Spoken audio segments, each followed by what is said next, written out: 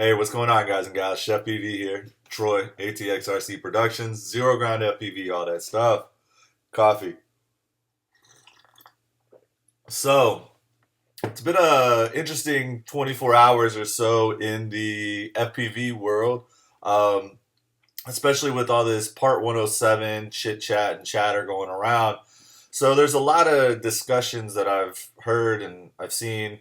I just wanted to kind of give my opinion slash understanding of exactly what's going on with the new Part 107 as it pertains to FPV flyers. Now, before we get into that real quick, Part 107 is a great thing. For the business I'm in, it's going to be amazing. It is opening up the commercial side of flying drones or multi-rotors or whatever you want to call them um, for commercial use. Now, I actually made a couple of videos of almost 6, 8, 9, 10 months ago, probably over the last couple year, um, in which I talked about how registration was getting a lot of pushback and blowback and stuff like that, and I really felt like the registration that the FAA started earlier this year was directly pertaining to and more so actually also I'm sorry the 333 exemptions last year were all a way for them to slow things down. Look, bottom line is we know this, drones are here to stay. They're here to stay to do some really great things, whether it be entertainment value and therapy that we get out of flying FPV, or whether it be the commercial value, which is enormous, and every day there's another way that we can find to use drones for bettering civilizations and making it easier on things. And just I mean, it's just amazing, right? So the government saw this and they realized they couldn't stop this has been building for a while. So yeah, they enacted the 333 exemptions and registration and started kind of slowing things down. Well, I see this as now the upturn. This is like the backside of that, where now we're going to start speeding back up and getting the industry moving again. And that's awesome. And Part 107 is great for that. Part 107 is basically allowing anybody to have access to the ability to fly commercially without having a 333 exemption, without paying $5,000 in lawyer fees, and without having to file NOTAMs every time you fly.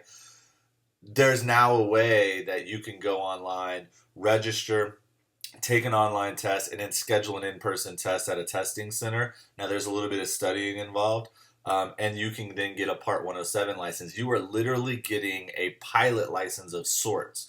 You can't go fly a real aircraft, but you will have the bare basics of a flight license, essentially. And then the online portion is actually the UAS portion of that. So that's what's coming with Part 107, which starts Monday.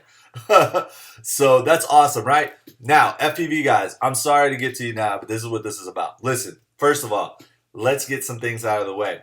CBO, community-based organization. What does that mean?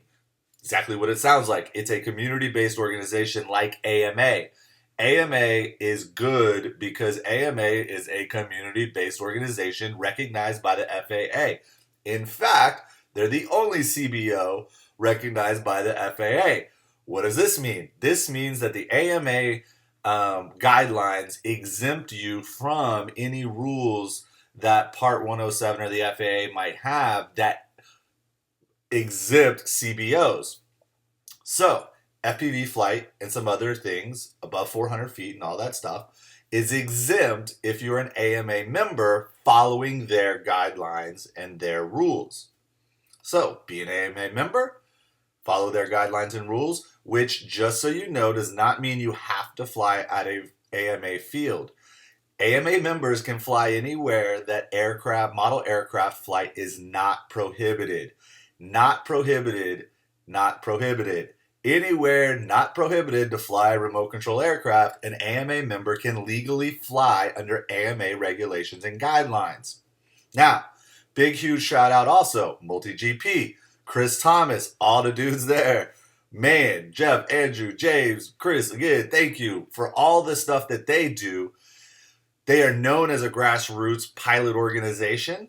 However, the great thing that they've also done, which has been overlooked by a lot, is they have gotten in with the AMA and are now recognized and sanctioned by the AMA.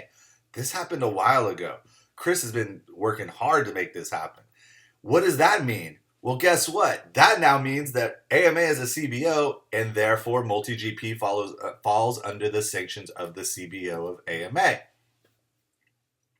What does that mean? MultiGP events are held at AMA sites or under the AMA supervision.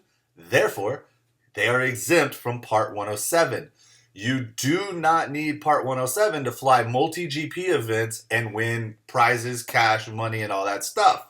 However, you take that same race, move it outside of MultiGP, for instance, Drone Nationals, which had no MultiGP affiliation whatsoever, and now you need a Part 107 because you are flying commercially. You are flying for compensation, reward, and all of that outside of a CBO, community-based organization, i.e. MultiGP/AMA, and therefore you need a Part 107. But solve all of this for yourself if you're just a hobby flyer by joining AMA and flying in an appropriate field and appropriate place.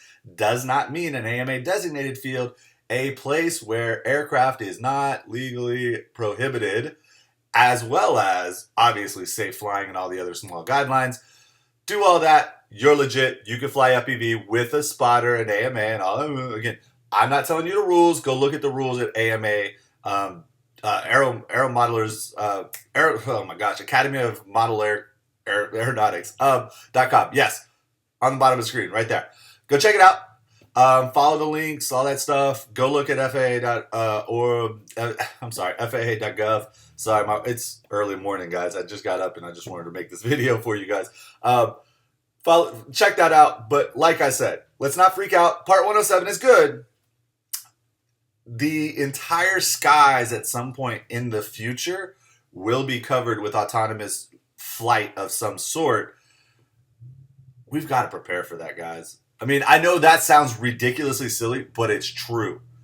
In 10 years, the autonomy in the airspace above us, as far as like just stuff going on, is going to be amazing.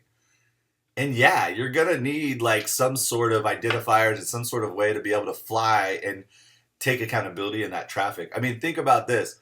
It's for the future in the sense of 10 years from now, everybody's going to have to be able to have some sort of accountability for flying their aircraft. So let's jump on board now and start that process to where when all this stuff is autonomous and doing its own thing, you can go out there and fly too. So I don't know. I mean, that's just the way I look at it. Bottom line, fly safe, fly smart, fly for fun. Just fly. AMA, MultiGP.com, all that stuff. Thank you again to all those that fight for our rights. AMA, Chris Thomas, MultiGP, all the guys in the industry. I know everybody's doing their part, but let's all join together and make this right. Don't be afraid of Part 107. Peace.